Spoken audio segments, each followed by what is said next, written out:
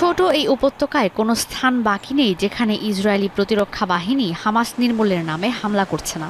জোরপূর্বক সাধারণ ফিলিস্তিনিদের কখনো পাঠানো হচ্ছে উত্তর থেকে দক্ষিণে, কখনো আবার দক্ষিণ থেকে উত্তরে। আইডিএফ এর অভিযানে পুরো উপত্যকা পরিণত হয়েছে ধ্বংসস্তূপে, যা হয়ে পড়েছে বসবাসের অযোগ্য। কোনো দেশের পক্ষ থেকে এই সহিংসতা বন্ধে কার্যকর কোনো উদ্যোগ না থাকায় হতাশ ফিলিস্তিনিরা। اليوم لما بتنزح معاناة جدا، يعني انت لا مؤاخذة بالكلمة محتاج فلوس، محتاج مكان، محتاج امان. امبارح بيطلع 20 شهيد، واول امبارح بيطلع 30 شهيد، وكل يوم بال30 وبال100 شهيد। গাজায় কাজ করা মানবাধিকার বিষয়ক সংস্থাগুলো বলছে, কোনো নিয়মনীতি না মেনে আইডিএফ জোর করে সাধারণ ফিলিস্তিনিদের বাস্তুচ্যুত করছে। পুরো গাজা এখন বসবাসের অযোগ্য।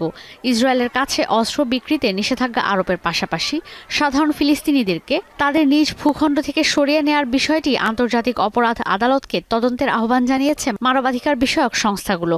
How the Israeli authorities have committed massive and deliberate forced displacement of Palestinian civilians in Gaza throughout the first 10 months or so of these recent hostilities.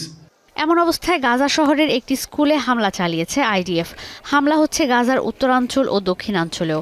লেবাননের বৈরুতে বিমানবন্দরের কাছে আইডিএফ এর হামলায় ভয়াবহ বিস্ফোরণ হয়েছে।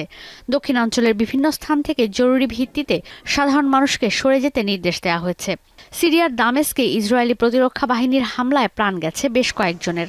আইডিএফ এর দাবি, সিরিয়া থেকে অস্ত্র সহায়তা পাচ্ছে হিজবুল্লাহ, যা বন্ধে সিরিয়ার ওপর হামলা হয়েছে।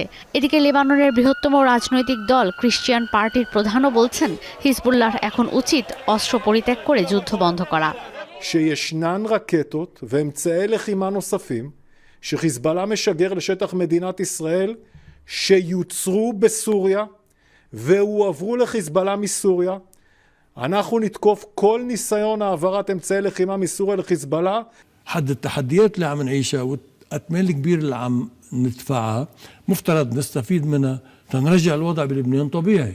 شو يعني الوضع طبيعي؟ ما بدها شيء، موجودة بمندرجات اتفاق الطائف. এদিকে মধ্যপ্রাচ্যে ইসরায়েলের সঙ্গে যখন একের পর এক সংঘাতে জড়াচ্ছে বিভিন্ন দেশ, তখন অস্থিরতা নিরসনে কোনো সমাধানেই আসতে পারছে না জাতিসংঘ। পাশ হচ্ছে একের পর এক প্রস্তাব। উত্তর গাজায় দুর্ভিক্ষের ঝুঁকির বিষয়ে জাতিসংঘের নিরাপত্তা পরিষদে পাশ হয়েছে আরও একটি নতুন প্রস্তাব, যেখানে উপত্যকায় নির্বিঘ্নে ত্রাণ সরবরাহে ইসরায়েলকে সহযোগিতা করতে বলা হয়েছে।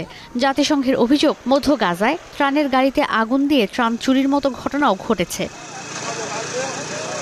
এর মধ্যে লেবাননের যুদ্ধবিরতি নিয়ে বিভিন্ন গণমাধ্যমে এসেছে চাঞ্চল্যকর তথ্য। নিউ ইয়র্ক টাইমস বলছে, ট্রাম্প যুক্তরাষ্ট্রের প্রেসিডেন্ট নির্বাচিত হওয়ার পর তাকে উপহার দিতে লেবাননের সঙ্গে যুদ্ধবিরতি কার্যকর করবে নেতানিয়াহু প্রশাসন।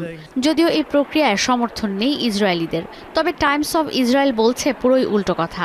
এই গণমাধ্যমে প্রকাশিত খবরে বলা হয়, ট্রাম্পকে উপহার দেওয়ার জন্য লেবাননের সঙ্গে যুদ্ধবিরতির কোনো চিন্তাই করছে না নেতানিয়াহু প্রশাসন। ঈশিতা ব্রহ্ম, এখন বিশ্ব। মাঠের অলরাউন্ডার আমি, আর ঘরের allrounder Taylox. Taylox toilet cleaner, clean মানেই টাইলক্স।